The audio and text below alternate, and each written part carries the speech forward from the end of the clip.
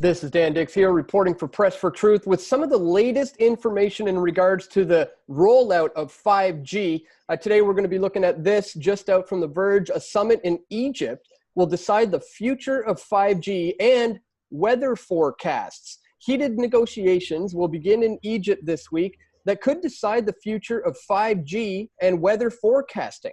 More than 3,000 delegates hailing from nearly every country in the world are expected to resolve an ongoing turf war over highly prized radio frequency bands used by meteorologists and coveted by cell phone companies. It's all going down at the World Radio Communications Conference in Sharm el-Sheikh, Egypt, where guidelines on the contested frequencies will be decided. Prominent scientists have already rung the alarm bells on the debut of 5G wireless networks, which promise customers faster internet speeds. The worry is that the rollout could inadvertently throw off weather forecasting. They say because 5G networks are planning to use a frequency band very close to one that satellites use to observe water vapor. That interference could cost lives and fortunes when it comes to preparing for disastrous weather events. And joining us on the line today to help us understand the major implications of all of this is our good friend, author, and economic analyst for World Alternative Media, John Sneisen. John, thanks so much for joining us here today to help us understand what's going on here. We have a huge summit coming up in Egypt. As the article goes into, pretty much every country in the world is going to be involved, and they're dealing with whether or not 5G is going to be bad for weather forecasting. I mean, do you think maybe there's a few other issues that should be brought up at this conference coming up right around the corner? Well, first of all, this is a radio communications conference, so they don't care about any health aspects or anything that has to do with the police state that you can create, with the 5G system. But it's all about this here, and this is it's called the worldwide spectrum allocations, and I actually got one of these. It's from Roden Swartz, which is one of the biggest corporations in the world dealing with radio frequency and measuring it and so on. And they create a lot of equipment. And I was just reading through to make sure that I know what bands they're running the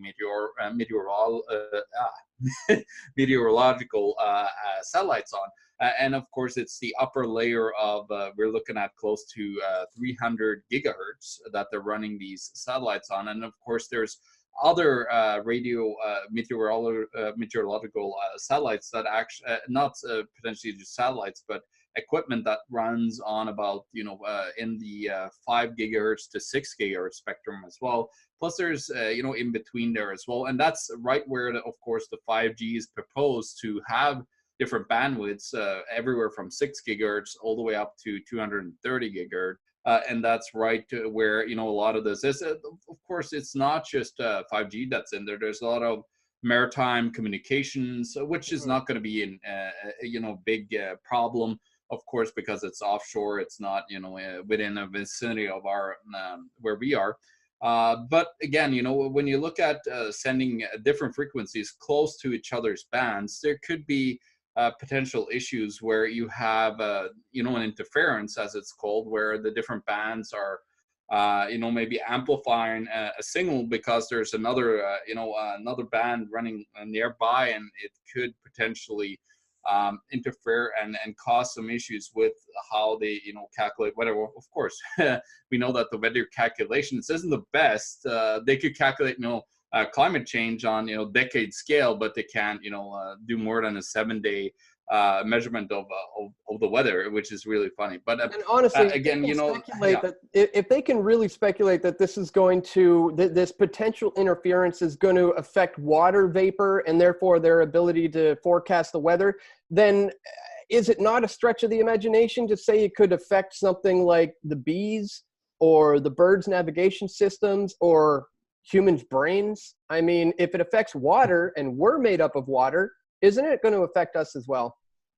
Well, I have this question, Dan. What about all those frequencies that are running within those bandwidths today? There is hundreds upon hundreds of different frequency bands that are used for those type of communications all across the world, from satellites to ground equipment that are used for measurements and so on. So we still have that frequency around us, even though, we're talking about the 5G, because the problem with 5G is it's going to be very intensive, very right in your face type of radio frequency right right around you, because they have to build antennas everywhere. So it's a little bit different than what they currently use, but they still have those frequencies running that are causing issues, and who knows what kind of interferences they have with different frequencies around the world, because I believe that everything is a frequency, and you never know what kind of frequency could interfere with something, if it's something to do with the cell, or something to do with navigation of birds, as you said, or it could cause huge disruption in some kind of insect, and then it'll cause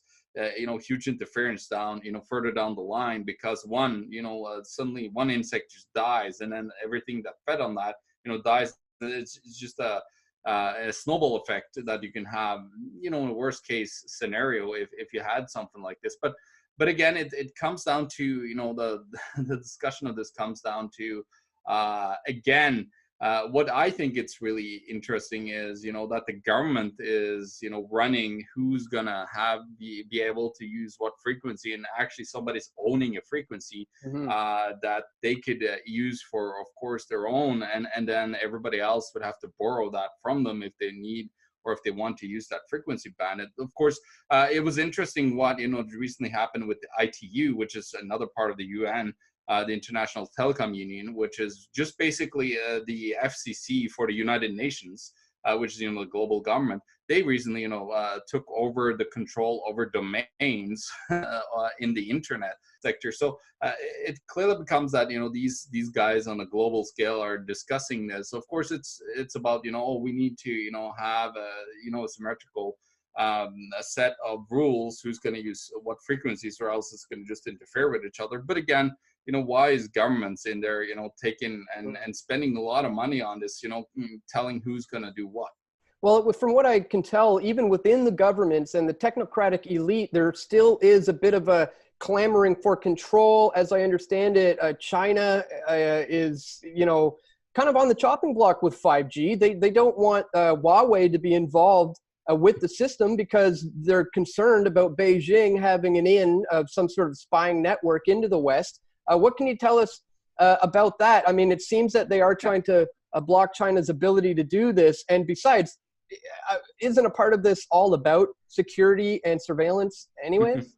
Well, of course, the United Nations and economists and technocrats alike is really pushing on this 5G, because they know that they could use the big data, all the data information that they could gather, then be able to then use the Internet of Things to maybe interfere and control our consumptions and so on. So it's all about that. But then again, talking about Huawei, there's another corporation that nobody's talking about, which is, I think the third biggest in the world when it comes to radio communications, and that's ZTE. It's another Chinese corporation, of course. And then others, is Nokia, Ericsson, and those corporations are, doing the same things as, of course, Huawei is doing. What's interesting with, the whole Huawei and spying aspect, we're so afraid that, they're going to have backdoor entrances to our equipment and all this stuff. What about Cisco? What about Western Digital putting spyware in hard drives that they sent to Russia? What is so much better about that? Where basically every tech company out there is colluding with their local, intelligence agencies to then collude and spy on others. It's just ridiculous that, it's only the Chinese. It's everybody that is doing it, because we come to the point where every government is not here to actually be here for us and be under our control. They are controlling us. They're governing us. We're slaves to the government in their view, and we need to get spied on, because it's dangerous for us to do something that the government wouldn't want us to do, and that's what it's all about. This whole 5G a push that's coming forward. Think about the implementations that are happening in China right now, with 5G and of course the social credit system. They've come very far, Dan, and how far they actually became quite apparent to me when I was doing a little bit more research on I'm talking actually about 5G and the political and the potential police state that could come out of it at the Red Pill Expo in the coming weeks in Nevada. And what's interesting there, Dan, is that they're looking at, let me, I'm going to give you a picture to show to the people, but this is, how this is just a bit like how they're actually influencing now businesses to make decisions to, move their credit scores around. And you can see here that they're looking at, criminal history of people involved in the business, the company representatives, they're looking at their annual reports, approved investment projects, and then misconduct in government projects, compliance with government regulations, outstanding behavior, and awards, compliance with companies own. And then they want to add by now until the 2020, they want to add new energy vehicle quotas. So they want to control how much the business can grow and so on.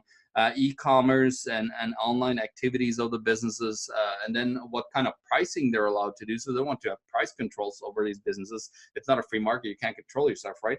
And then for the future after 2020, they want to implement another push, which is online activities, real-time tracking, which we basically have with the NSA in the United States over not over businesses per se, but actually every single person out there. That actually exists now in the United States. You got emission monitoring, of course. So this comes to the Internet of Things, how we were able to, monitor every single little aspect through the Internet of Things. All these little sensors everywhere in your house, they're able, or in your business, they're able to then, monitor every single little that you have, and then put penalties on you. They could, in China, they could push down your score and so on, and they could potentially limit the amount or control even your thermostats in your house. If you have, if you like it a little bit hotter in your house, well, that's not green enough. That's not part of the Sustainable Development Goals, and so you need to lower your thermostat. You're not allowed to, do whatever you want. So this is the way of the future, Dan, where they're actually looking at, promoting a whole bunch, a wide array of total control measures. And what's interesting with the social score in China, and I believe it's very simple to implement that into any nations that have, camera systems everywhere and so on. But in China, what's interesting is, of course, the social credit score that they have. What they do with that is depending on what you do and what you don't.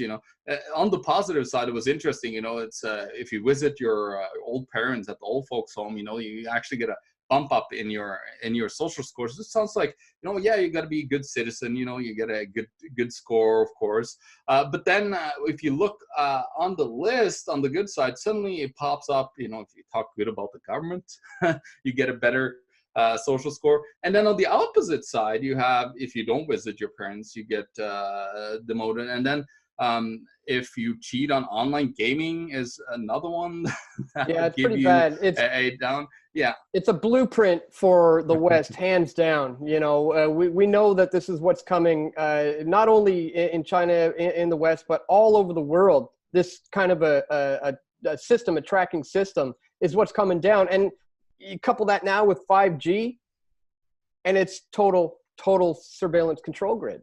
John, you mentioned that you're going to be talking about this. This is fascinating stuff. I mean, this is something everybody should be following and should be concerned with, really. And you mentioned you're going to be talking about this particular issue very soon at the Red Pill Expo. Tell us a little bit about that, because this is fascinating stuff. And if you're going to be giving a presentation on this soon, I want people to know where they can to go and watch you live if they have an opportunity to. Yeah. So if you go to the redpillexpo.org, you could actually buy tickets there. You could also get the live streaming, of course, if you can't come down to, it's in Mesquite, Nevada, from the 7th till 9th. So we'll actually have all that available for you guys. I'll be speaking, lots of other fantastic speakers. Tim Bull, for example, we were talking about, a little bit about climatology and all of that, how they, are interfering with 5G and all that stuff. Tim Bull's coming down to talk about climate change. So it's going to be like a mini Red Pill Expo there, where you're going to get exposed to ideas of, health, money, economics, then political and all of these types of agendas that people or the government or any other entities is trying to control or mislead you in ways to cover up concerns that are out there. And of course, I'm going to talk about the 5G and the potential implementation of a police state and how easily that could be done, and what measures and how would it be to live within a society like this, because I think because of convenience that people want, they're not going to just stand up for themselves and shut down. Maybe some towns will do it, but mostly the big cities. And this is where, of course, the smart city project comes in, which this has been a term that came out in the early the late 1990s when this technology actually started to come out. And it's been a part, but then it's taken hold with the United Nations has taken that as a part of their sustainable development goals, and they use in the smart city, and now of course they 5G. It's just bringing all of this together where they could collect the big data from everything, then control the Internet of Things in your house through a smart city. There's several smart cities out now, and of course China is one of the biggest proponents of building these, in Singapore and other places, where they just have total automation and control over you.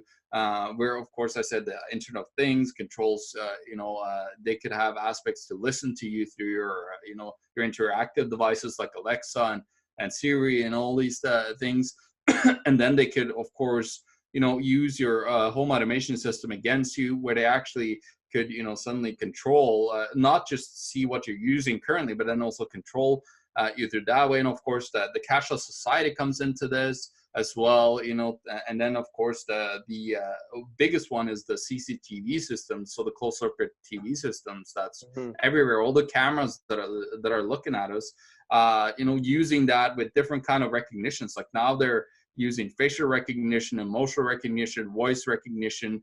They're using, of course, even body posture recognition. They're using emotional recognition in schools in China, for example. So let's say that the government, they're talking about something, how great the government is, and then they see each student is not happy with that message. He's looking kind of angry when they talk about it. Well, now he's going to get penalized, and he's going to, at an early stage, then feel the wrath of the government if you dare to stand up against it. But it's all of this like brought together, Dan, and that's what I'm going to talk about, how that could be used as a control mechanism. So every single citizen in the world, if of course these crazy technocrats get their way, but I think it's going to be impossible to control everyone, but that's why they're trying to force people into the cities. It would be such a massive push of infrastructure everywhere. Even in Norway, they were talking about putting the cell phone antennas in your house to get past the wall of your house, because it would be so terrible, the coverage that you would have on 5G frequencies. So it just all comes, full fruition that, the 5G technology had. And then 6G technology will come, where there's going to be 5G satellite, signal meshing around the world. So this is what, the technology that's getting pushed. And of course, it's going to be the eyes and the ears, which is the cameras and the microphones everywhere that we have. That's going to be the major, overarching Orwellian control system to, see and listen to every single little thing that you have in your life. All privacy will be lost. Unbelievable. Fascinating stuff. And like you said, I mean, the system is already there. The last thing we need now is to give it the vehicle, the medium, the way to really gain that final grip of control. And it seems to be 5G is going to be used to implement all these things in a giant global mesh system. So really glad to hear you're going to be talking about this at Red Pill. It's a lot to unpack, a lot of info that you've dropped on us here today. So I'm sure you're going to be covering it in detail at the Red Pill Expo. If anybody is interested in seeing a presentation of this nature live or catching the live stream, check the links in the description below to where you can watch John and his presentation on 5G and the the potential future world we may be living under such a system. So once again, John, man, thank you so much for talking to us today, and keep up the great work. Good luck at Red Pill Expo. My pleasure, Dan, and it's always great being on your channel. You're doing fantastic work over at Press for Truth. Thank you. Take care. Bye. We all want truth.